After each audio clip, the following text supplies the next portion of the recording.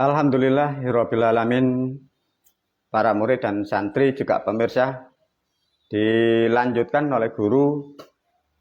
Mumpung keadaan masih sangat bagus, dilanjutkan video dengan judul Peradaban Baru volume yang ketiga, agar para murid dan santri juga pemirsa bisa memahami, bisa mengukur, mempunyai pemahaman yang lebih tepat dan benar, agar kita pun tidak terjerumus memahami hal-hal yang kurang benar. Sesuai dengan menerangkan peradaban ke depan dengan volume ketiga, terangkai dengan volume yang kedua.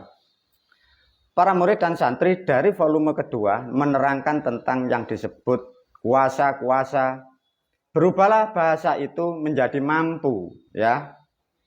Maka rubahlah bahasa itu menjadi mampu, biar tidak terjebak khayalan di galaksi sana, mampu, ya.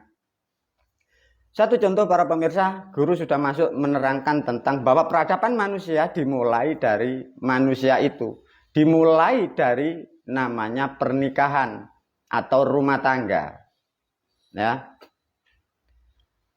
Peradaban sekarang pun sama, dipengaruhi orang-orang terdahulu. Sejak mereka pun melakukan pernikahan. Ada yang pernikahan mungkin sudah tertata dengan adat dan istiadat. Mungkin juga masa lampau yang masa lampau, manusia tidak mengerti adat dan istiadat. Tapi faktanya mereka pun melakukan biologis, mampu menghasilkan generasi. Artinya sudah bisa disimpulkan bahwa peradaban dimulai dari adanya laki dan perempuan menyatu, membuat atau menghasilkan keturunan. Para murid santri diajarkan memahami tentang yang diilusikan oleh manusia kuasa-kuasa. Diajak melalui tentang bahasa dari leluhur kita. Wong tua iku pangeran kang katon. Orang tua itu Tuhan yang wujud nyata. Dengan bahasa ini kadang manusia pun tidak paham. Kita masih berdebat dan berhayal, ingin masih mencari Tuhan di luar sana, ingin mencari halusinasi di sana, masih ingin memandang galaksi di sana. Sebelum diulas oleh guru sedikit agar mencerahkan para pemirsa, ini karena sudah memahami tentang bahasa kuasa yang salah memahami, berubahlah jadi mampu, ya, atau kemampuan. Rubahlah bahasa itu dulu. Sebelum diulas guru, murid dan santri sering terjebak. Ada katanya yang maha kuasa menjadi bahasa jelmaan Tuhan. Tatkala ada bahasa yang maha kuasa dan Tuhan, tercetuslah bahasa manusia yang sering dikonsumsi pikiran adalah kata nyembah atau sembah.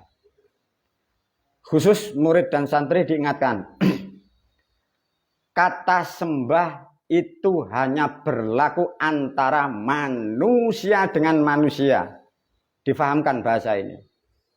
Bahasa sembah hanya berlaku untuk manusia sesama manusia. Itulah yang disebut sembah. Tuhan tidak akan pernah bisa disembah. Bukan hanya butuh disembah. Tuhan tidak butuh disembah. Itu bahasa yang di luaran sana. Lebih detail lagi, Tuhan sudah tidak seperti yang Anda gambarkan. Tuhan tidak bisa disembah. Tuhan tidak bisa disembah. Ini dipahamkan. Lantas apa yang dilakukan manusia selama ini, guru? Maka manusia itu salah kaprah memahami suatu bahasa. Bahasa sembah itu makhluk dengan makhluk, terutama yang disebut manusia dengan manusia. Anak dengan orang tua, cucu dengan leluhurnya, generasi dengan moyangnya. Itu disebut bahasa sembah. Bahasa pengganti sembah adalah bekti atau bakti. bahasa konkret menjadi satu kesatuan, menjadi bahasa rohani, disebutlah syukur. Sudah ketemu bahasanya. Kalau para pemirsa, santri pun tidak paham dengan bahasa ini, kalian terjebak, terjerumus, nyembah. Nah, debat. Tuhan itu tidak bisa disembah, para pemirsa. Lantas bagaimana guru yang di luar sana dan leluhur-leluhur kita? Sejak zaman para moyang kita, sejak zaman para dewa, tidak ada yang disebut Tuhan disembah, itu tidak ada. Karena Tuhan itu tidak bisa disembah. Maka satu contoh yang disebut sembah itu kata manusia. Itu bahasa untuk manusia. Satu contoh. Putra atau anak dengan orang tua itu sembah bekti, artinya mengikuti nasihat atau arahannya. Bukan kepalanya ditaruh di kaki orang tua berjam-jam tiap hari, bukan. Ini harus dipahami. Satu contoh guru memberi pemahaman agar kalian paham. Kalau toh manusia masih berhayal tentang kata menyembah kepada yang maha kuasa, terus caranya bagaimana? Sholat sudah diterangkan guru. Sholat itu bukan menyembah Tuhan. Syukur itu bukan menyembah Tuhan. Manusia berbuat baik itu bukan menyembah Tuhan. Karena Tuhan tidak bisa disembah. Itu perilaku manusia. Mengupayakan dirinya. Tapi salah memahami bahasa. Coba satu bahasa, dua kalimat. Terangkan menurut Anda. Kalau kita sebagai warga bangsa negara kesatuan Republik Indonesia, selayaknya warga kita menyembah kepada Pancasila atau kita menyembah kepada negara Republik Indonesia. Caranya bagaimana? Apa kalian dzikir wirid Pancasila, satu ketuhanan yang Maha Esa, terus gitu dah. Undang-Undang Dasar 1945. Negara saya dipimpin seorang presiden, ada eksekutif, yudikatif, legislatif, rakyatnya jumlahnya sekian dan bersuku-suku. Apakah begitu menyembah Indonesia? Coba. Nah, hal-hal seperti ini para santri dan murid juga pemirsa. Karena pemahaman bahasa ini yang kurang tepat dan tidak ada pendidikan yang tepat. Sehingga ranculah di masyarakat itu. Sehingga saling debat, saling menyalahkan. Yang bodoh lebih bodoh, yang tidak mengerti juga tidak mengerti karena ngikuti yang bodoh. Lantas gimana guru? Makanya carut marut negaramu ini. Para murid dan santri, saya coba. Kalau kita di Indonesia, coba terangkan dan ajarkan gurumu ini cara menyembah Pancasila, cara menyembah kepada negara Republik Indonesia. Apakah setiap produk yang dihasilkan dari negara kalian sembah sujud di situ? Negara kita membangun jalan tol, sembah itu sujud di depan tol itu. Sembah sujud di bawah kolong tol. Kalau ditanya gimana? Saya nyembah kepada Pancasila gitu dah. Maka di situ para pemirsa, nyembah itu tidak seperti yang Anda gambarkan.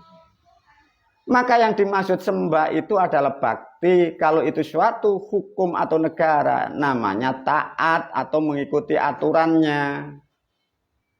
Jadi sembah itu menjadi bahasa taat atau patuh. Dibentuklah menjadi bahasa yang bernuansa spiritual atau keagamaan.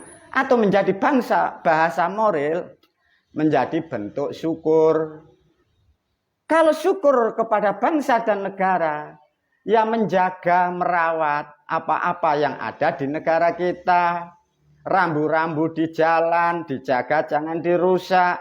Bangunan, bentuk kantor, bentuk apapun, infrastruktur yang dibangun negara, itu pun juga kita ikut memperhatikan, ikut merawat. Itu namanya bentuk syukur kepada negara. Nah ini kan terbalik, rakyat dan umat juga pemimpin.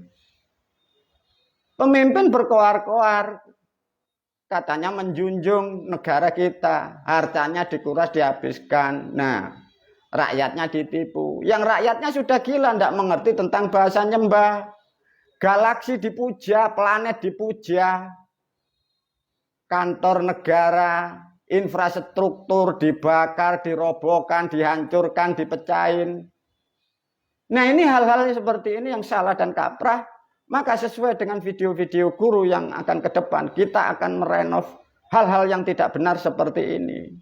Maka diberilah oleh guru dengan judul peradaban yang baru. Lantas bagaimana guru kalau sudah seperti terjadi ini? Itu sudah diterangkan oleh guru. Kesalahan manusia sekarang kita semua, dipahami. Kita semua, kita korban tulisan. Karena tidak akan pernah yang bisa menerangkan. Sehingga disebutlah kitab atau agama liar itu mempengaruhi pola pikir. Setelah membaca atau meyakini suatu tuntunan atau agama atau kitab, setiap manusia menafsirkan sesuai kecerdasannya. Maka disebutlah agama itu menjadi agama liar. Kalimatnya satu, kitabnya satu, perilakunya tidak akan pernah sama. Itulah yang disebut agama liar. Karena setelah dibuat agama itu, dibuat dalil-dalil itu, tidak akan pernah ada yang bertanggung jawab. Coba siapa kalau umat sudah rusak seperti itu? Departemen agama tidak mau bertanggung jawab. Guru-gurunya pun tidak bertanggung jawab. Bahkan negara kita pun tidak mau bertanggung jawab. Karena kerusakan pola pikir itu sudah masa lampau. Sampai-sampai sudah 1400 tahun masa lampau. Nah, itulah para murid dan santri semoga sedikit memahami apa yang disebut kata sembah. Artinya apa yang kita lakukan selama ini itu bahasa yang tepat itu adalah bentuk syukur. Syukur kepada sesama manusia, syukur kepada yang melahirkan, syukur yang merawat, syukur kepada bangsa dan negara, syukur sesama bangsa, antar suku. Nah, cara bahasanya seperti ini. Nah, itulah para murid dan santri masuk substansi yang pokok tentang kuasa. Maka kembalilah dengan yang disebut bahwa orang tua, bahasa Jawane, wong tua iku pangeran kang katon. Artinya, kalau orang tua itu sudah mempunyai bahasa statement kuasa yang berkuasa di situ, bahasanya dipahamkan agar kalian tidak paham. Wong tua menjadi bahasa orang tua itu kuasa Tuhan menjadi orang tua. Maka orang tua menjadi wujudnya yang kuasa. Mengapa ada bahasa itu? Bahasa itu dibuat orang-orang terdahulu. Orang-orang terdahulu membuat suatu bahasa dan kalimat untuk menerangkan suatu keadaan di alam kehidupan. Jangan berhayal itu suara dari Tuhan. Wong tua iku pangeran kang katon. Kalimat itu keluar dari orang-orang bijak. Orang-orang yang mengerti sehingga membuatlah suatu kalimat dan tuntunan.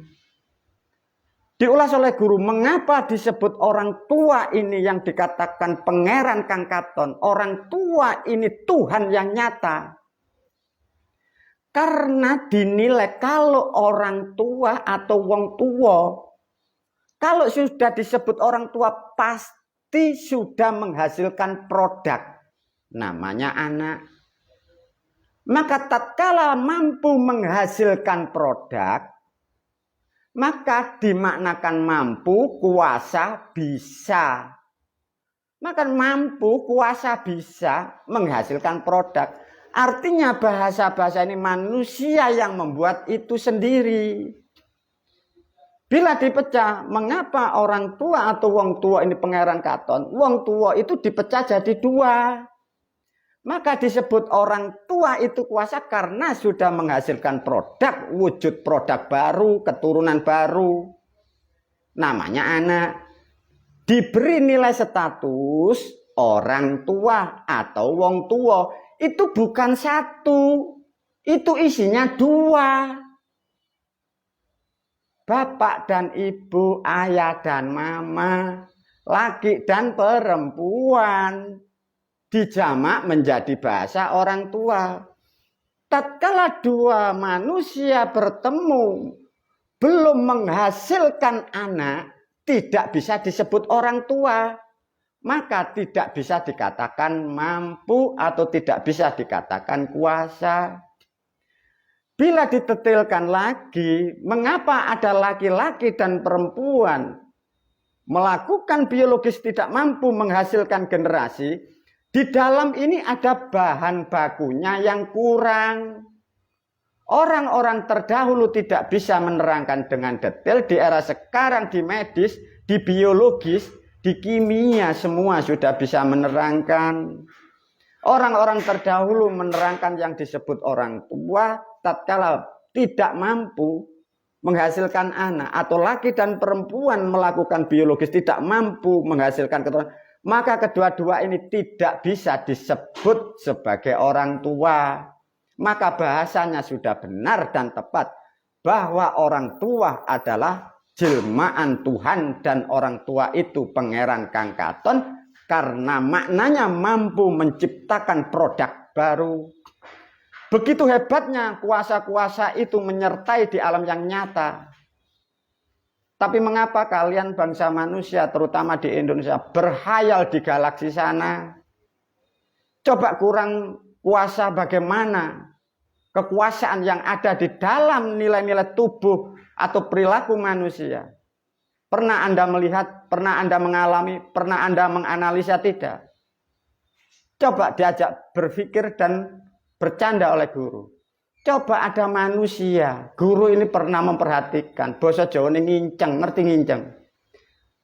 Masa ada manusia, ini gurumu kan dablek, suka ngintip orang, kemanten baru. Kemantennya udah tua, cuma baru.